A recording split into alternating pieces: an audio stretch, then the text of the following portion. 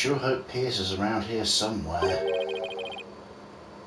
Ah, Mr. Wright and Miss Fay. Hello, Pierce. We were just looking for you. I'm sorry for Master Sorin's sudden departure earlier. You have my sincerest apologies. It was certainly understandable, really, but shouldn't you be at his side right now? It's fine. The other servants are with him, and I'm in constant contact with them.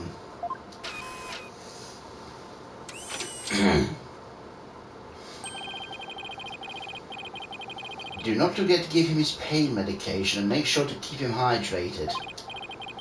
Also, see to it he's not up and about. He needs complete bed rest.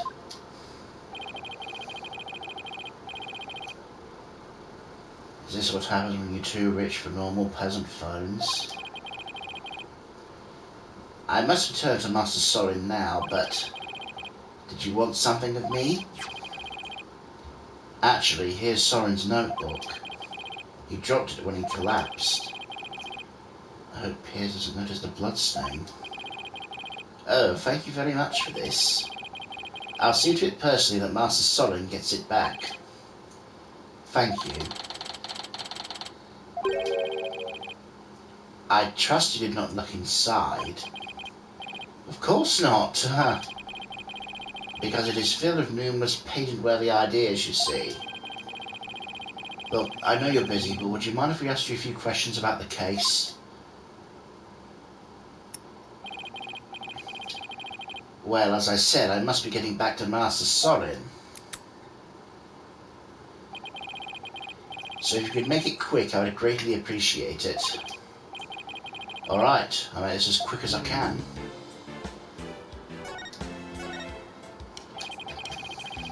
I'd like to ask you about the cover-up you tried to pull off, if you don't mind. I told everything there was to tell in court already. Disposing of anything that may harm the Sprocket family's reputation is a simple part of my job. Sounds like a lovely job description. I have nothing more to say on the matter. I will say, I do not think it's wise to spend time on topics that have already been discussed. Right.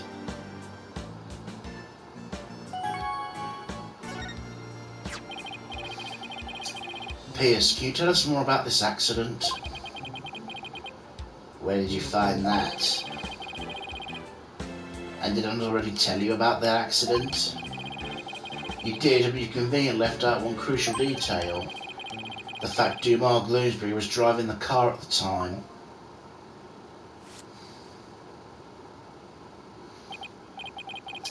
Oh, did I not mention that? I suppose it simply did not come up then. If Mr. Bloomsbury caused the accident, why didn't the Sprocket family fire him? Wouldn't that usually be the natural consequence of such a huge mistake? Please do not misunderstand. Bloomsbury stayed on with the family. On Master Sorin's request. What? That is the type of person Master Sorin is. Perhaps it was the influence of Miss Selina's kind nature. She was such a sweet person, even in her last moments she thought of Master Sorin. Not only did Sorin not hold a grudge against Bloomsbury, he insisted on keeping him on. Now I really don't understand how that guy's mind works.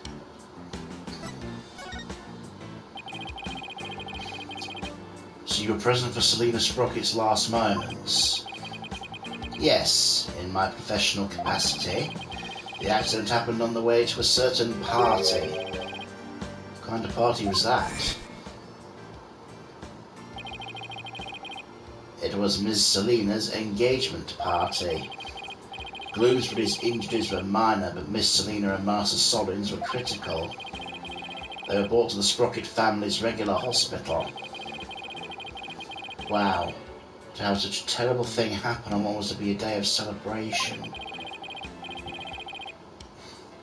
Thanks to the surgeon in charge, Master Sorin pulled through, but Miss Selina, she...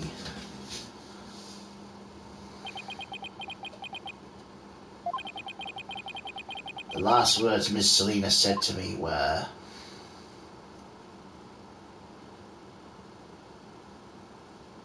"Please help Sorin." Ever since then, I've attended Master Sorin and tried to help him in any way I can. I see. Selina's fiancé must have been devastated. Indeed. The shock of losing Miss Selina was so great, he quit being a surgeon. He was a surgeon? Wait. So the surgeon who tried to save them both, was he? Yes, he was Miss Selina's fiancé. What a terrible tragedy. How awful. Where is her fiancé now? Good question. I wonder that sometimes myself. So Selina had a fiancé. I'd like to find out more about him, but I doubt I'll find him any time soon.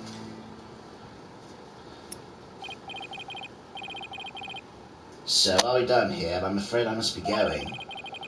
Can you please just tell me a little more about Sorin? There's nothing more to tell. I can't seem to get any real answers out of him just by asking him questions. But there is that piece of evidence I still don't know much about. Maybe he'll be able to tell me something about it.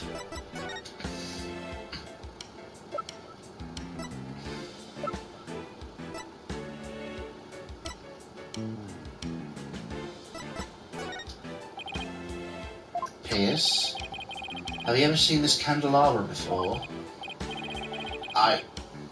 No, I don't know anything about it.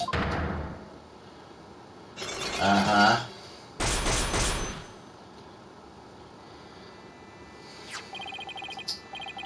My Magatama reacted. Appears to be trying to hide something from me. I have to break those sight locks and find out what. Take that!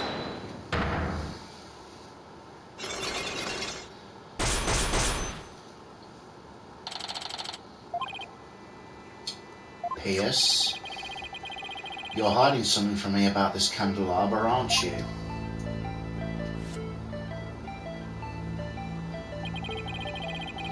It's one of the candelabras from the Flying Chapel, is it not? Is there something special about it? Actually, yes, there is some blood on it, you see. I think the blood might belong to this person. Take that! Sorin has a rather nasty wound on his body, doesn't he? Yes, Master Sorin is indeed injured. Are any of the other people involved with this case injured? Not as far as I know. I see. Then let me ask you this, Pierce. Do you suppose Sorin could have been more directly involved than you're letting on?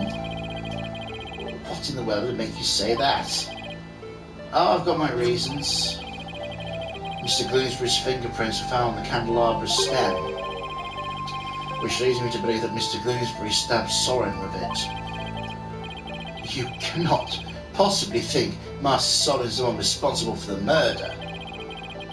I don't have any conclusive evidence of that at the moment, but I do think he had a motive. This proves Sorin had a motive to kill Mr. Gloomsbury. Take that! Even though it was an accident, Mr. Gloomsbury was the man responsible for taking Sorin's sister away.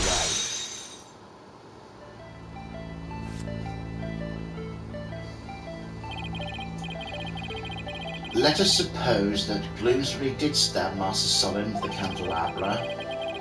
Can you prove it had anything to do with this case? He might have been stabbed at some other location for some other reason. Sorry, but I can prove it was related to this case. Oh, really? Sorin's stabbing and Mr. Gloomsbury's death are definitely connected. Are they now? This is the piece of evidence that ties Sorin's injury to the murder. Take that! A A bloodstain was found on the side of the lift that goes between the hold and the vista deck. The blood matches the blood on the candelabra. I obtained the results straight from the police, so I can assure you the information is correct.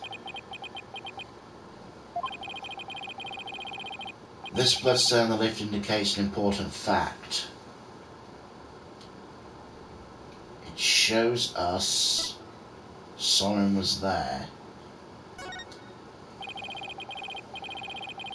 Sorin's blood is on the lift, which can only mean one thing. He was there, wasn't he? Sorin was at the scene of the crime. You're very astute, Mr. Wright. It appears I cannot hide this from you any longer.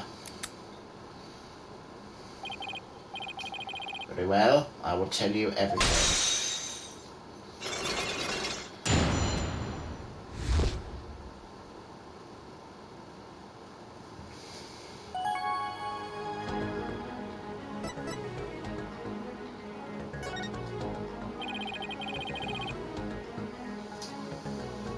Could you tell me about Sorin's injury? Very well. This is what I heard directly from Master Sorin himself. As you summarised, Master Sorin was stabbed by Bloomsbury on the day of the murder. It happened after the first wedding reception. The happy couple was in the reception hall when suddenly Bloomsbury appeared. He attacked Miss Ellen and tried to take her away. Master Sorin went to stop him and found himself in a struggle with Bloomsbury. That is when Master Sorin was stabbed with the candelabra, he said. Even though Master Sorin was badly injured, he went after Bloomsbury. So Sorin really was at the scene of the murder. Yes, that's correct. However, by the time Master Sorin arrived at the scene, Bloomsbury had already been murdered. So Pierce is saying that Sorin was at the scene, but didn't have anything to do with the murder itself. Even still, why did you try and keep such an important piece of information from me? I'm very sorry. Master Sorin's injury and Bloomsbury's murder were not directly related. I decided not to mention it so as not to unnecessarily complicate the investigation.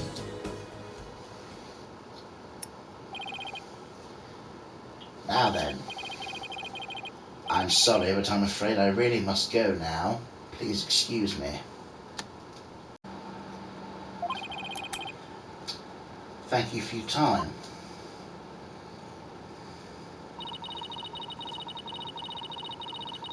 Pierce should just tell us everything in the first place to save us all a lot of time. Yeah, but I guess it isn't that simple for him. He is the family butler, after all.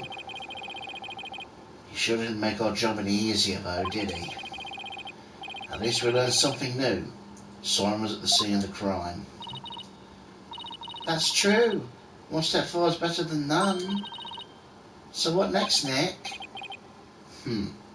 Let's see.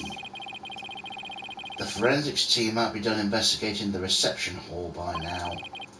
Let's go check it out. Sounds like a plan.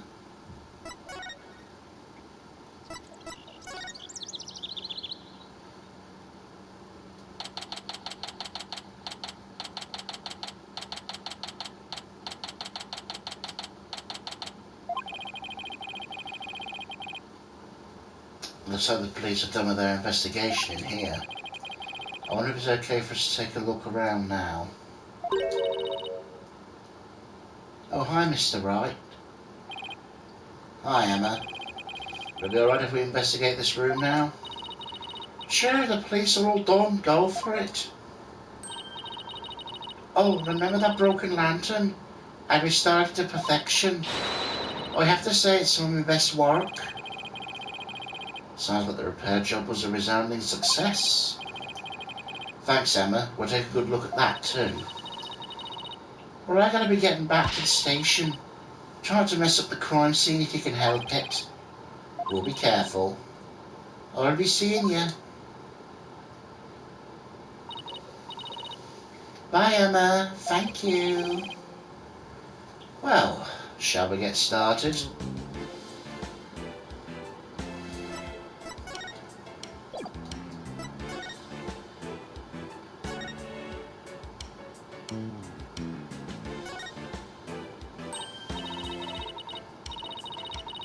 Yeah, I think that tablecloth's new. They must have changed it since yesterday.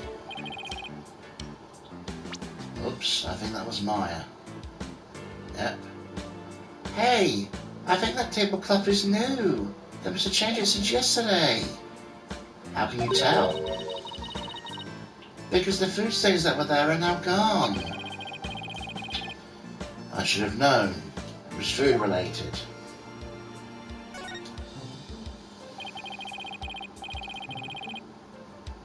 This is where the murder weapon, the timekeeper, was displayed. I guess it's in police custody now. Huh? What's this?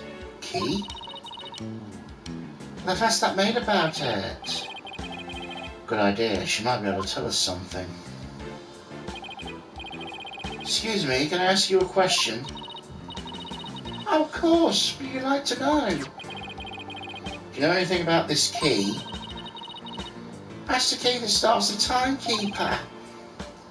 A startup key? That's right. Oh, the first start of a love ceremony was so beautiful. The bride and groom each had a symbol of their love. And when they put them together, oh, how romantic it was.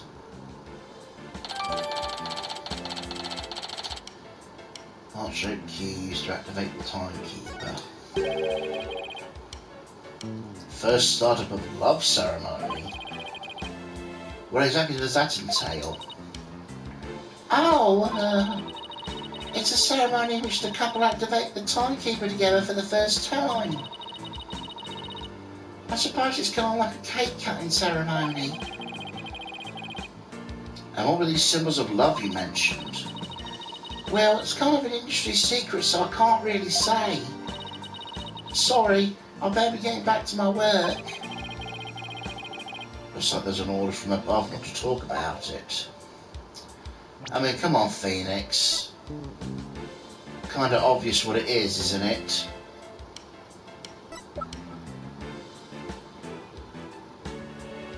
It's even got the same triangular.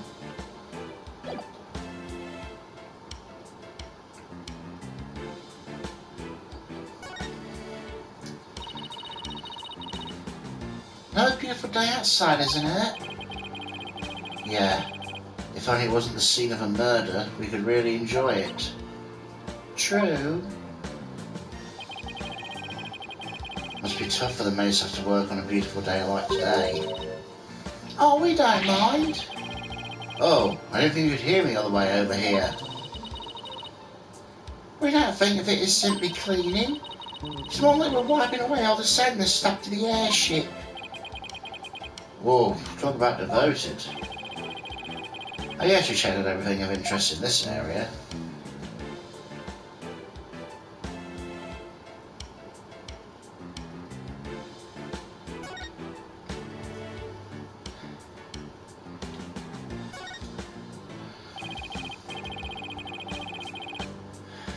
Airplane.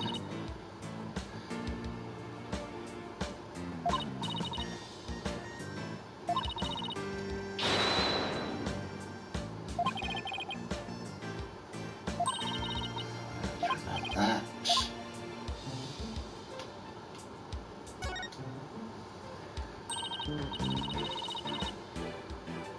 Excuse me, is the fog machine ready to use now? No, I'm afraid not. We only put dry ice in it when there's an actual reception. I see. It's too bad. She still wants to blast me with a cloud of smoke, does she?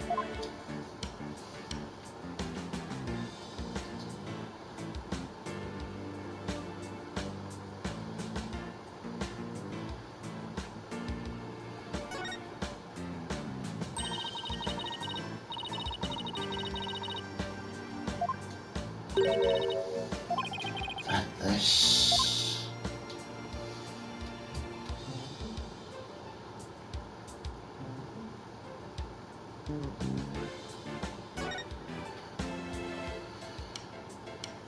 Ah. Here's the broken lantern all patched up. I do mean patched.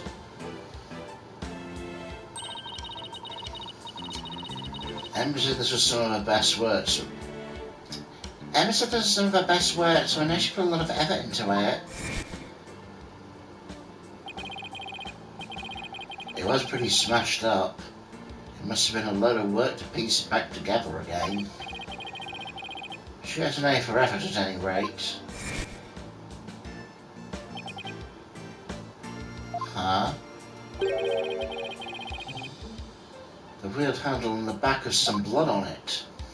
It looks like somebody gripped it with a bloody hand. Maybe the blood got there when the killer was putting the old down and gloom. Let's try that again. Maybe the blood got on there when the killer was putting old doom and gloom's body inside. Do you see anything else worth noting? Well, there's another one of these lanterns over there, so it might be a good idea to really compare the two later.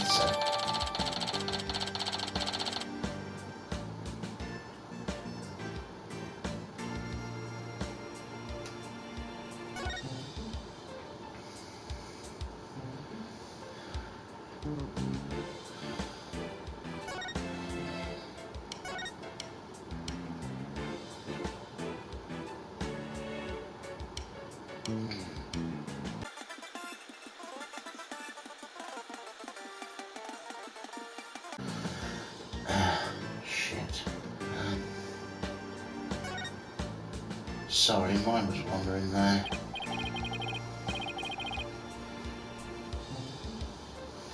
Hey, take a look at that door. I wonder where it goes. Shall we open it up and see? Wait, please don't open that. It's an emergency escape hatch. It leads directly outside. You'll fall to your death. Ooh, it's a close one, hey, Maya? I'll say.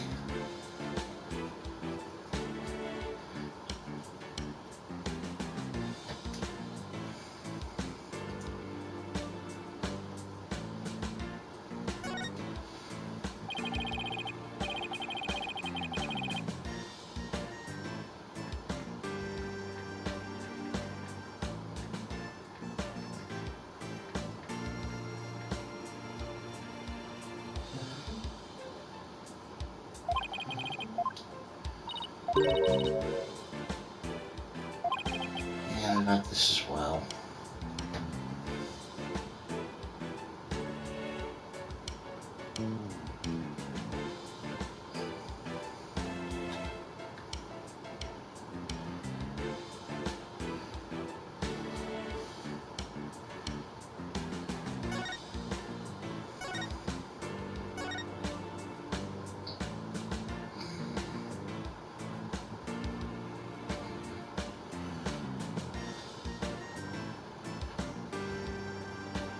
What's missing now?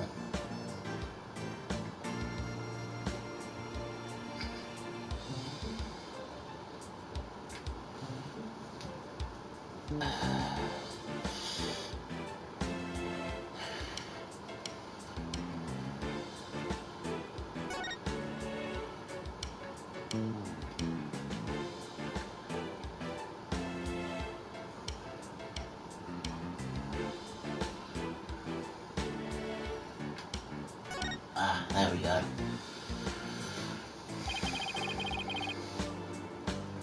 So this is the unbroken peggable lantern.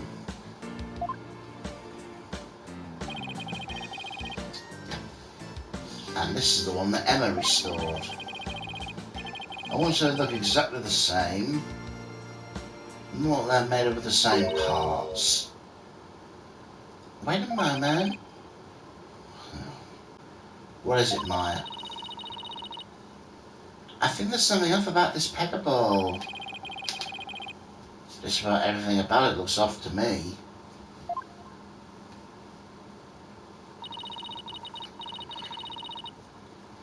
I'm not quite sure what it is, but it's some detail that isn't quite right. Show me the restored lantern again. I know, it's this, right? Huh? Where? The thing about the restored lantern that's off is...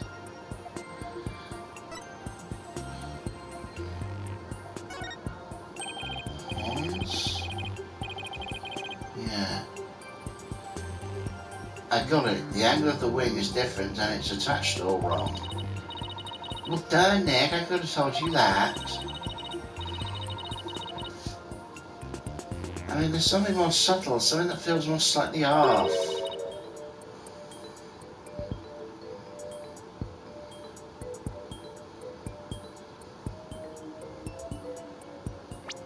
Shit.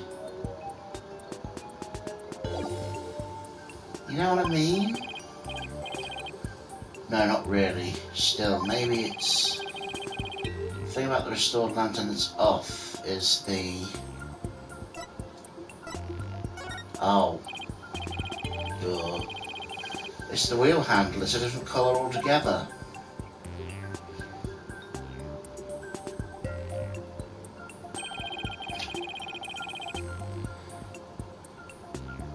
Emma got the inside and outside wheel handle switched around. Oh wow, you're right.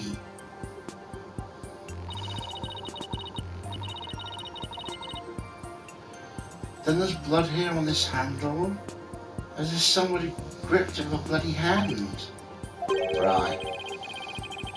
Which means that the blood got on the handle from inside the lamp.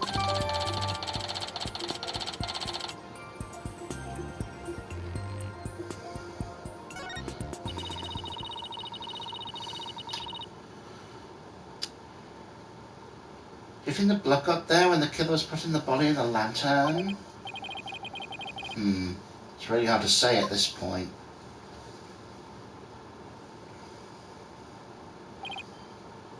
Whew. I think we've checked out everything relevant to the case. What are you two doing here? Wait, what are you doing here? Sorin, shouldn't you be resting in bed? You're injured. How do you know about that? Never mind. My notebook. Have you seen my notebook? I can't find it anywhere. My notebook. I need my notebook.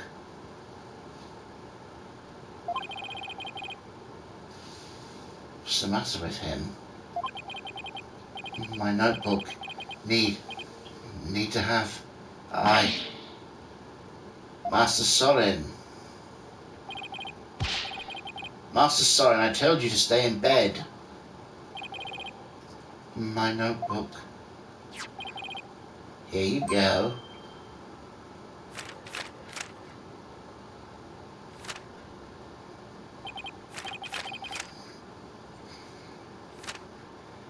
Yes, this is it. So Sorin gets emotionally unstable without that notebook of his.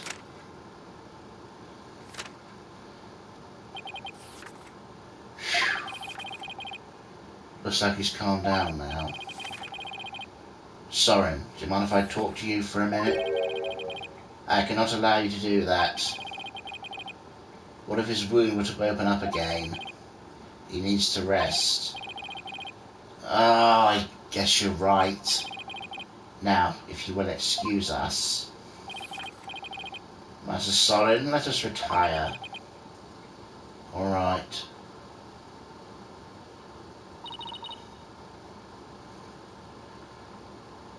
There they go.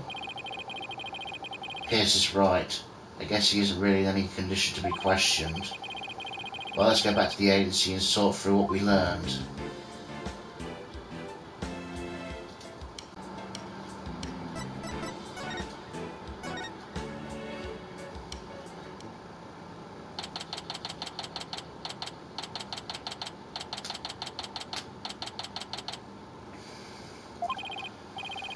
We're back. Anybody here? Oh, hi, boss. Athena, I thought you were with Trucy. I guess you could say that I'm taking a short break. But enough about me. What about the investigation? You found out anything? Turns out the third person Anna says she saw at the crime scene might have been Sorin Sprocket. What? Really? I always thought he seemed suspicious. Thing is, by the time Sorin got to the Vista deck, the murder had already occurred, apparently. No way, I don't buy that, not for a second. It's a cover-up, I tell you. That's certainly a possibility. And as a lawyer, it's certainly a possibility I have to pursue, but... But what? That's your job, right? Pursue the heck out of it. Just do it. Yeah, but is that really what's best for Ellen? Sorin could be found guilty if the truth comes out tomorrow. If we don't pursue this possibility, Ellen could be found guilty instead. Oh man, either way, it doesn't spell good. Spell out happily ever after for the two of them. What are you going to do, Mr. Wright? I can't let an innocent person get convicted. So I guess all I can really do is pursue the truth. Even if it ends up devastating Ellen. What a tough call to make.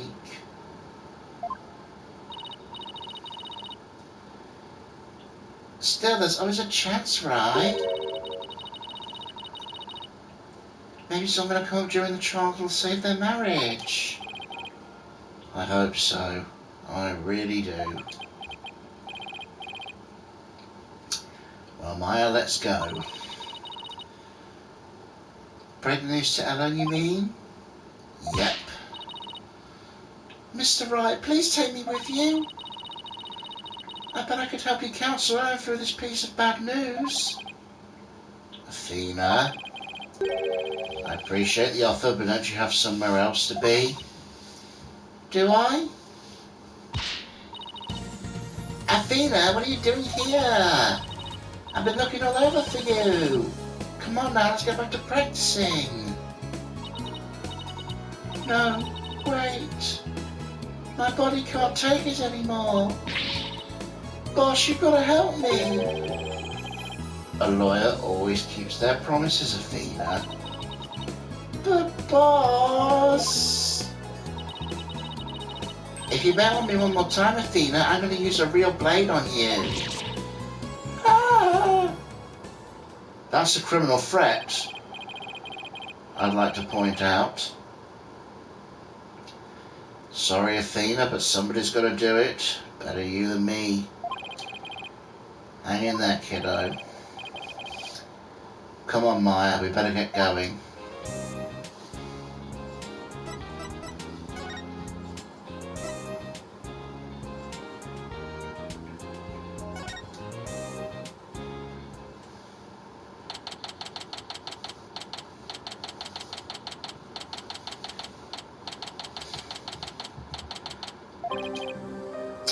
Hello, Ellen. How'd your investigation go, Mr. Wright? Before I answer that, I need to ask you something. Was Sorin with you when Mr. Gooseberry attacked you in the reception hall? I'm sorry I kept it from you. I was afraid he'd come under suspicion if I told you. So I kept quiet about it. I'm really sorry. I see. I thought it was probably something like that. Listen, Ellen, I'm afraid I had to make a very difficult decision based on what I found out. What kind of decision? This is very hard for me to say, but the mysterious person you saw at the scene of the crime was most likely Sorin. What? In other words, in court tomorrow, I'm afraid I have to propose the possibility that Sorin is the true culprit. No, Sorin is innocent. No. Don't you see? If I don't try to pursue that line of thought, you'll be found guilty. No, no, no. Please, Ellen, calm down.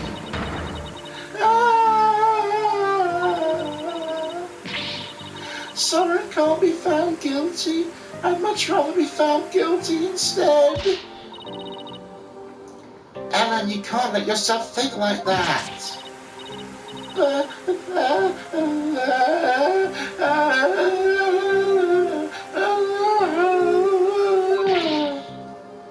Marriage is for life, right? You really think you can run away from the truth and still be truly happy with him?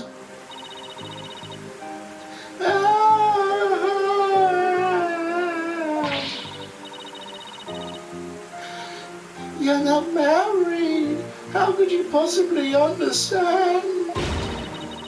Sometimes you gotta do whatever it takes to make things work. But, Nick, you talk to her. Hey, don't dump all this on me. Mr. Wright, I'm innocent, and Sorin is too. Please, prove our innocence in court. I'll certainly do everything in my power. I just hope she doesn't lose control like this in court tomorrow.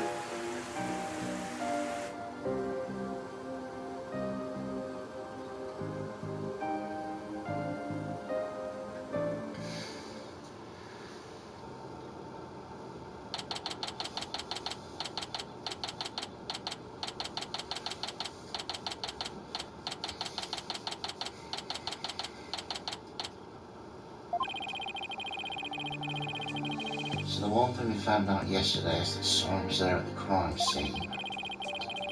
I only hope we can get some testimony from him that'll get to the heart of the matter. Mr. Wright? Good morning, Ellen. Look, I'm afraid you might not like the result of today's trial. Nevertheless, don't tell me you're still thinking of going down that route. Sorin is innocent. He can't be found guilty. Take me instead. Ellen, please, try to get a hold of yourself.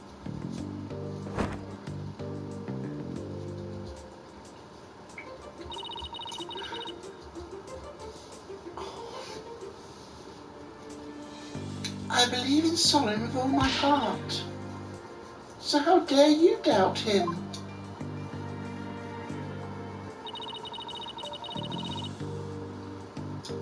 Regardless of which one of them is found guilty today, it's going to be devastating for Ellen, isn't it? We'll just have to do everything we can. It's the best we can do, you know. Trial's about to begin, Mr. Wright. Alright, let's go, Maya. Yeah.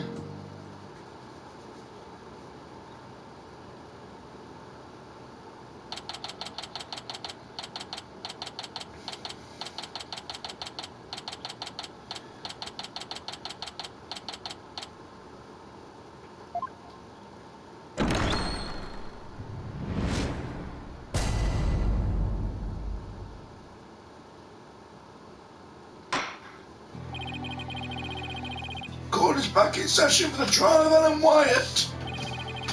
The defence is ready, Your Honour. The prosecution is ready, Your Honour. Let's see now, where were we? In yesterday's session we found out about the Sprocket family's conspiracy to cover up the murder of Dumar Gloomsbury with a second perception. Taking advantage of our collective shock, the defence, as usual, made a nonsensical claim.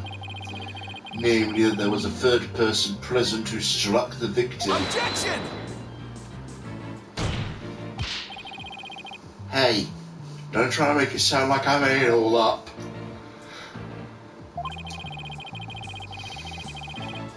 The defendant herself made a statement about the existence of a third person, and further investigation has proven her statement to be true. I presume the defence intends to focus on proving the identity of this third person.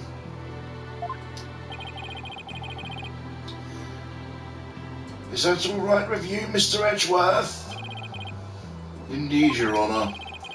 In fact, I predict the defence will most likely attempt to name Mr. Sorin Sprocket as the true culprit. How did you...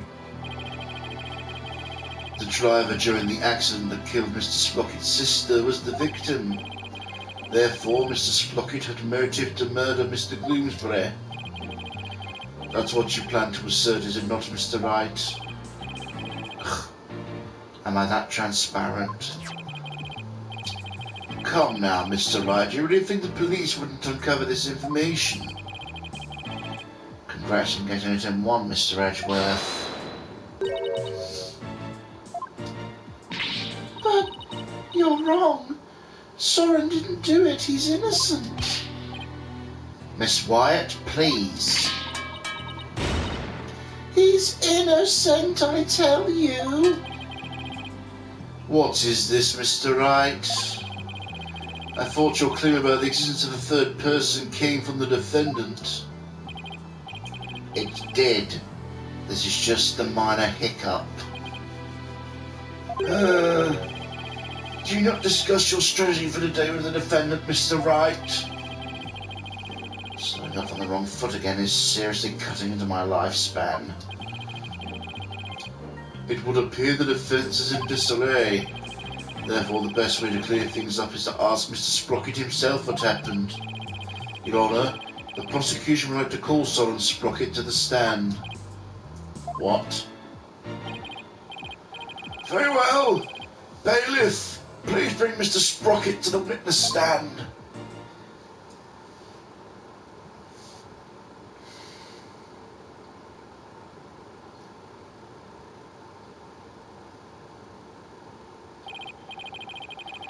Witness, please state your name and occupation.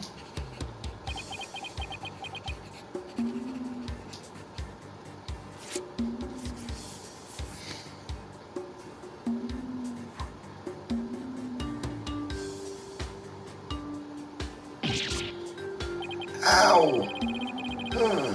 Something written on this paper airplane. Let's see. Sorin Sprocket, Managing Director of Sprocket Aviation. Mr. Sprocket, please give your answers in words, not paper airplanes.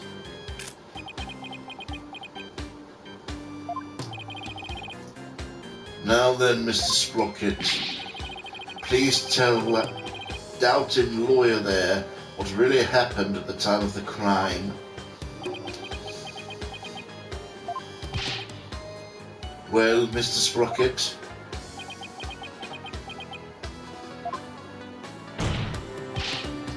Mr. Sprocket! Alright.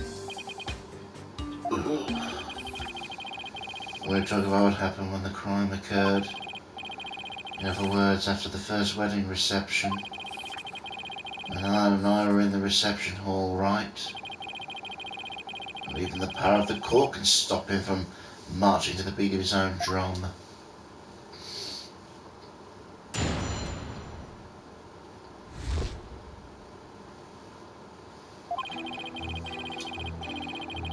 I was stabbed by Dumar in the reception hall and collapsed to the floor.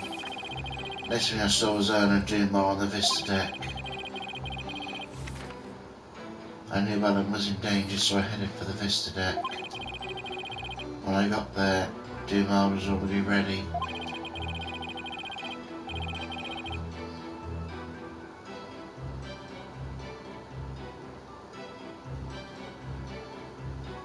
I don't even want to believe it, but it must have been Alan.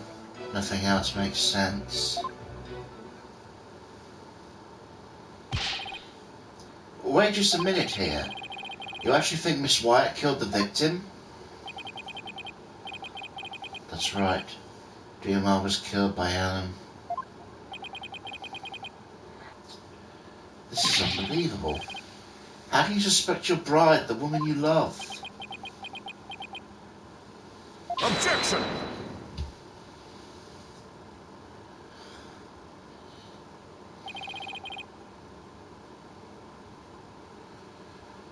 The truth can be cruel. Miss Wyatt, she must be very upset. Is there anything you wish to say?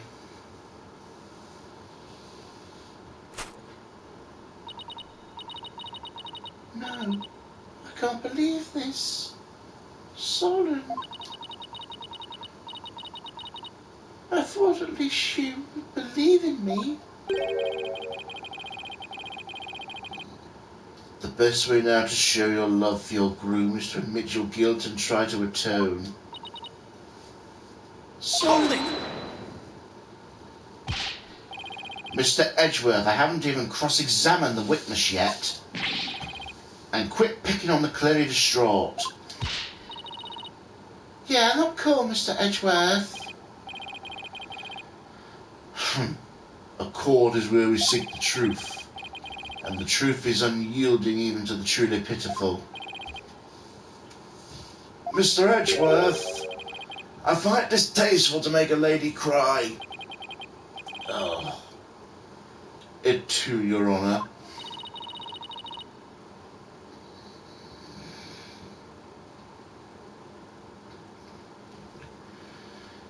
So what are you going to do now, Nick? The third person Alan saw on the Vista deck was Sorin. Then what we have to prove is Sorin was there at the time of the murder. I don't see any other obvious inconsistencies in his testimony, but we have to push forward.